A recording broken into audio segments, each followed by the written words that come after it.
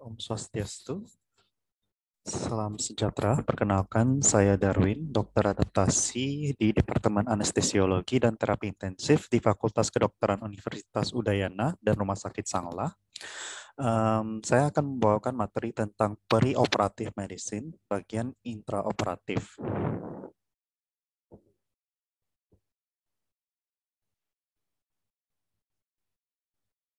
Definisi preoperative medicine. Preoperative medicine adalah ilmu multidisipliner yang fokus kepada perawatan medis pasien dimulai dari sebelum, selama, hingga setelah operasi dengan tujuan untuk menjaga dan memperoleh kondisi ideal pasien selama masa perawatan. Preoperative medicine dilakukan di luar tindakan operasi atau prosedur yang dijalankan. Preoperative medicine.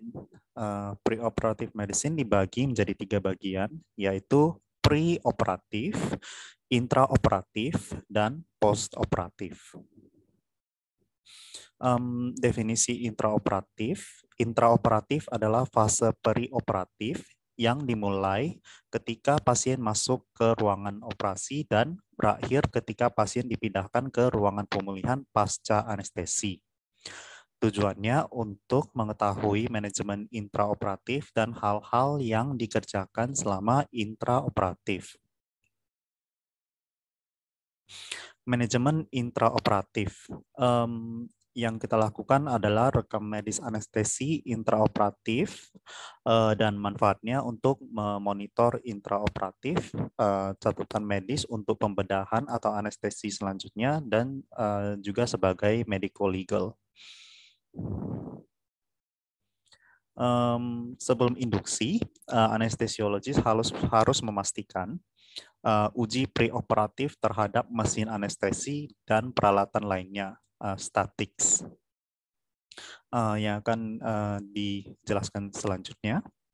Cek apakah pasien dan tindakan yang akan dikerjakan sudah sesuai. Reevaluasi sebelum induksi mengenai riwayat pemeriksaan pasien dan persetujuan pasien.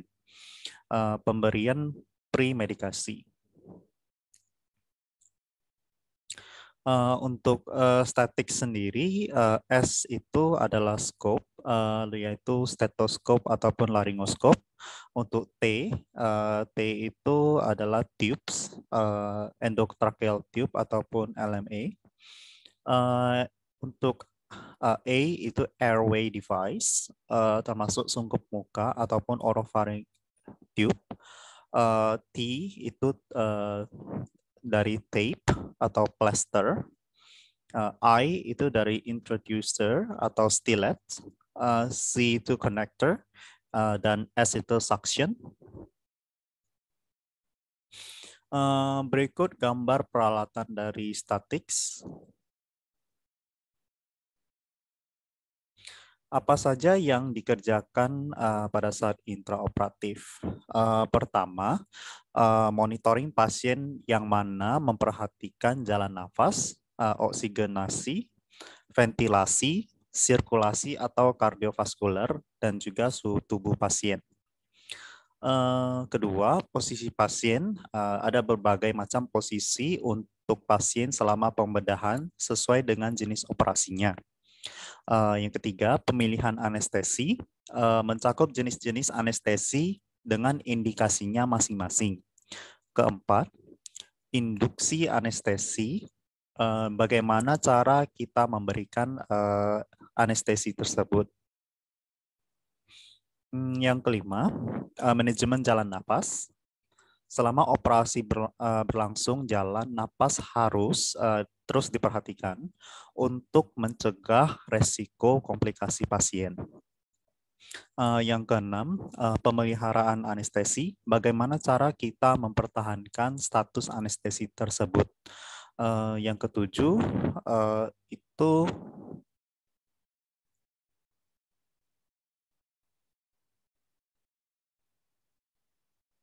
pembangunan dan pemulihan pasien setelah operasi selesai.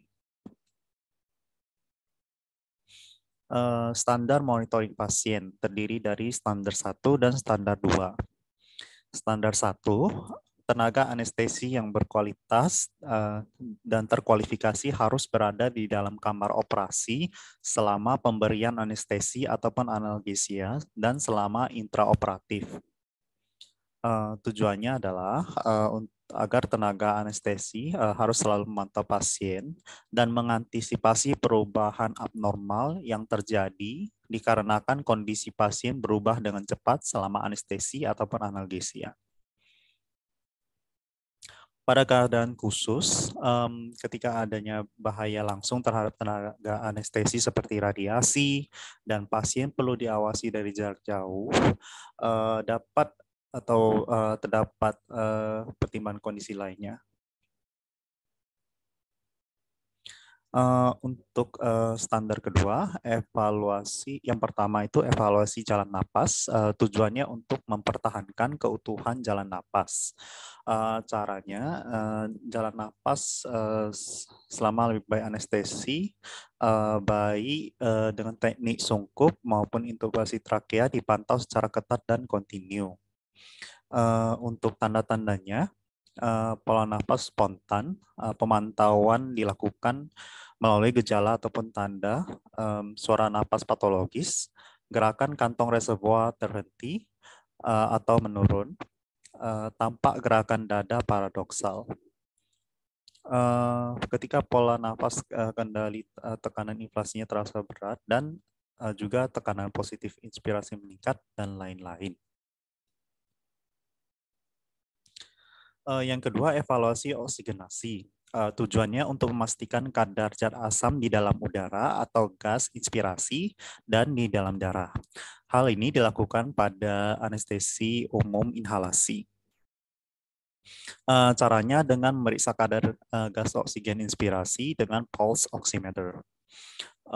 Oksigenasi darah diperiksa secara klinis dengan melihat warna darah luka operasi dan juga permukaan mukosa secara kualitatif dengan alat oximeter denyut dan juga pemeriksaan analisa gas darah. Yang ketiga, evaluasi ventilasi. Tujuannya untuk pantau keadekuatan ventilasi.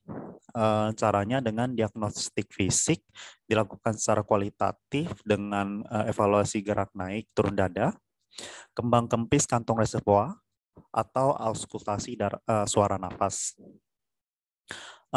Pantau end-tidal CO2, terutama pada operasi yang lama.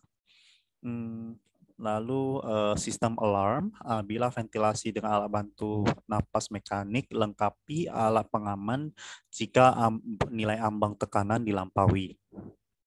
Analisa gas darah untuk menilai tekanan partial CO2. Yang keempat, evaluasi sirkulasi.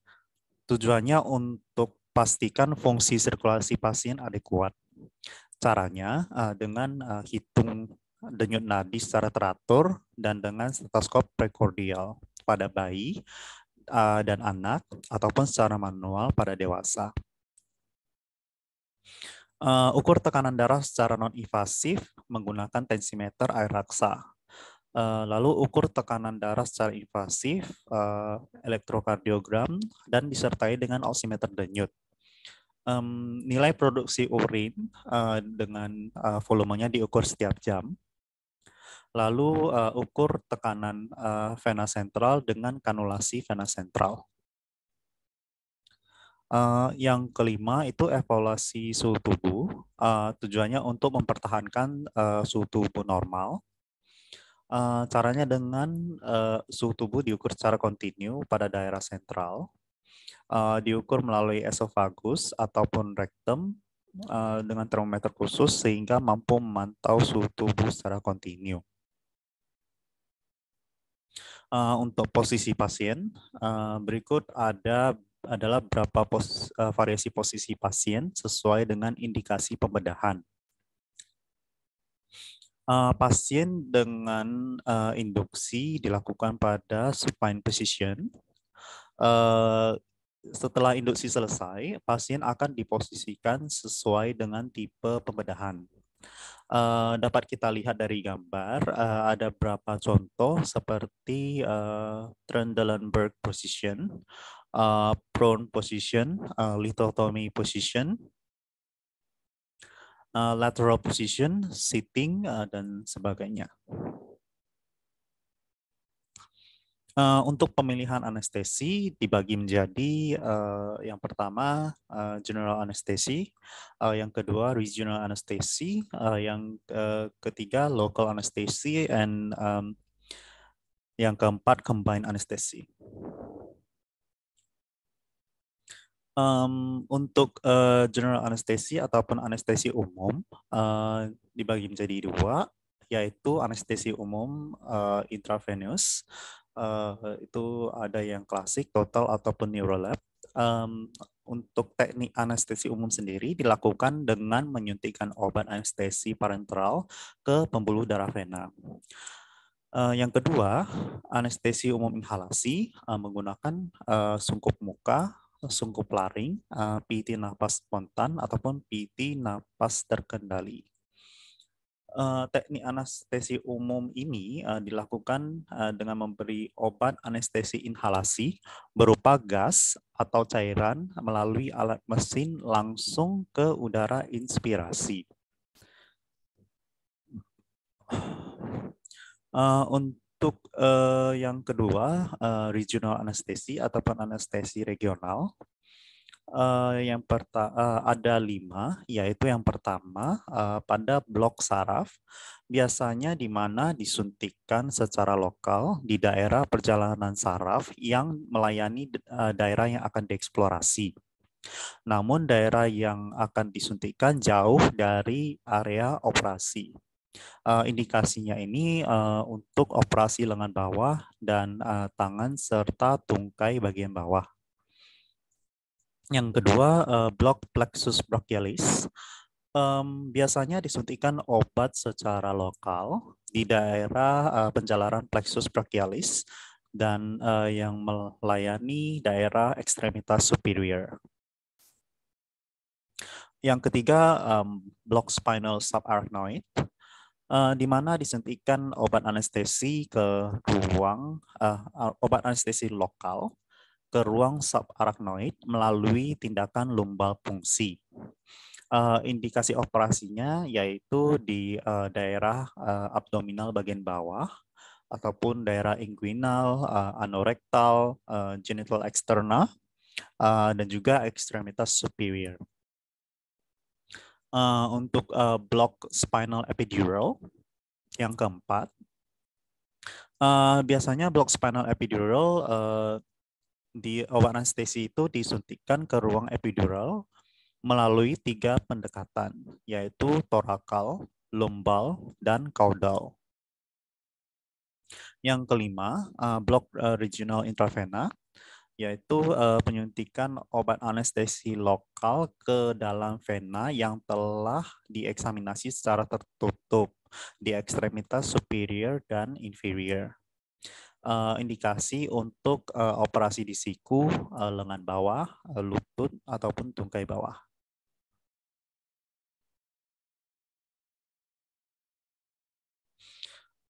Yang ketiga yaitu local anestesi ataupun anestesi lokal, dibagi menjadi ada 3 jenis.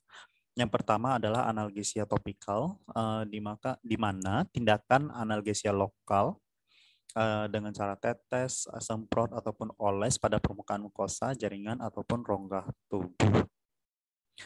Analgesia lokal infiltrasi dilakukan dengan suntikan atau infiltrasi obat anestetik yang lokal pada daerah yang akan dieksplorasi.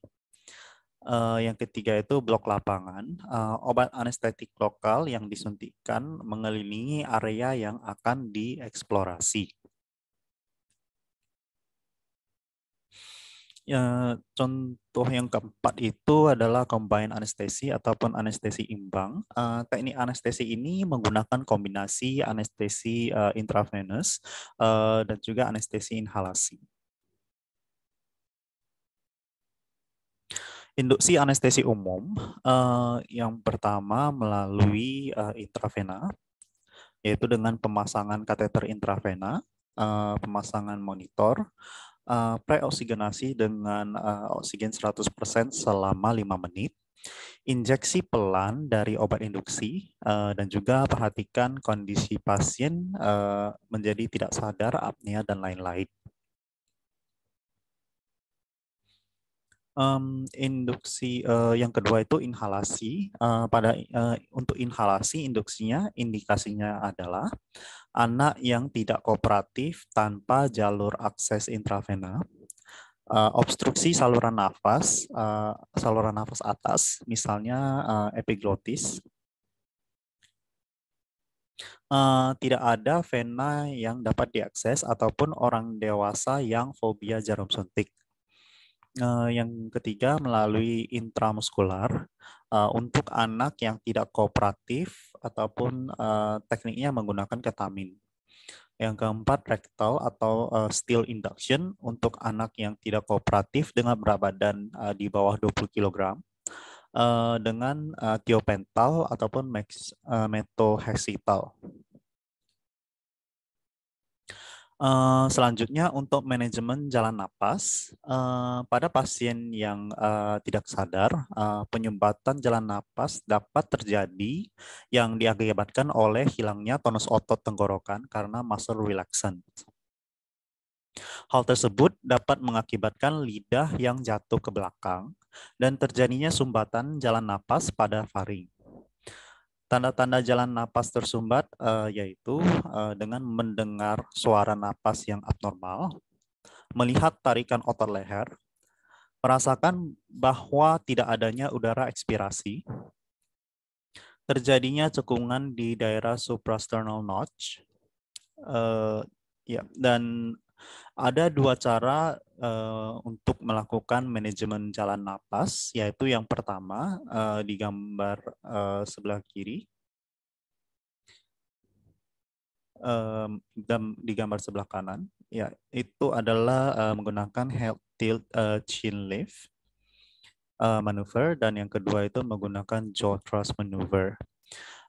Untuk jaw thrust maneuver biasanya dilakukan pada pasien dengan trauma pada daerah cervical.